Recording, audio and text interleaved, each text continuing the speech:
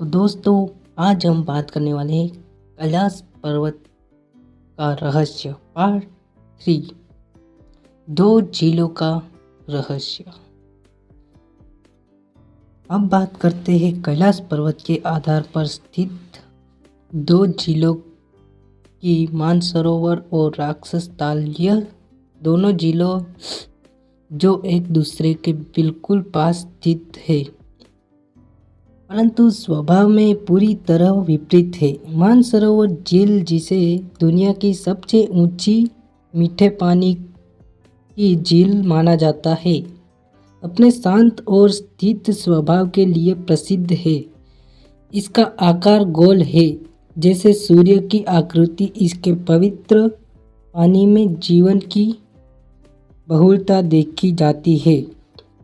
सबसे हैरान करने वाली बात यह है कि इतनी ऊंचाई और ठंड के बावजूद यह झील कभी नहीं जमती और इसमें कभी लहरें नहीं उठती।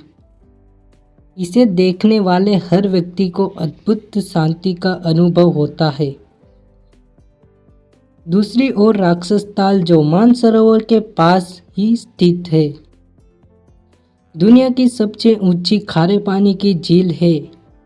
इसके पानी में खराब इतना अधिक है कि यहाँ कोई जीवन पनप नहीं सकता। यह झील हमेशा उथल पुथल में रहती है, जैसे कि आंतरिक बेचैनी से भरी हुई हो। कहते हैं कि राक्षस ताल का निर्माण स्वयं रावण ने किया था, जो भगवान शंकर के अन्यायी उपासक थे। अपनी इच्छाओं की पूर्ति के लिए रावण ने कैलाश पर्वत गया, लेकिन उससे पहले उसने राक्षस ताल में स्नान किया और वहीं ध्यान लगाया। पौराणिक कथाओं के अनुसार जैसे ही रावण ने राक्षस ताल में डुबकी लगाई, झील पर आसुरी शक्तियों का कब्जा हो गया। यह झील नेगेटिविटी से भर गई और रावण की सोच में भी बदलाव आ गया। सोचने वाली बात यह है कि एक ही भौगोलिक क्षेत्र में होते हुए भी दोनों झीलें इतनी अलग अलग क्यों? आगे बढ़ते हैं दोस्तों। डमरू और ओम की आवाज है। क्या आप जानते हैं कि कैलाश पर्वत और मानसरोवर झील के आसपास एक रहस्यमय ध्वनि सुनाई देती है? जब आप इन पवित्र स्थलों के पास पहुंचते हैं तो ऐसा लगता है कि जैसे आसमान में कोई विमान उड़ रहा हो, लेकिन जब आप ध्यान से सुनते हैं तो यह आवाज़ बिल्कुल वैसी होती है जैसे किसी ने डमरू बजाया हो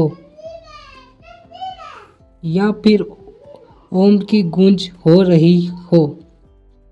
वैज्ञानिक इसे प्राकृतिक घटना बताते हैं और कहते हैं कि शायद यह आवाज़ बर्फ के पिघलने से उत्पन्न होती है, लेकिन वहाँ जाने वाले कई साधक और यात्री मानते हैं कि यह ध्वनि केवल एक संयोग नहीं बल्कि एक दिव्य संकेत है। कहा जाता है कि कैलाश पर्वत की शक्तिशाली ऊर्जा और वहाँ की आध्यात्मिक शक्तियाँ इस ध्वनि को जन्म देती है।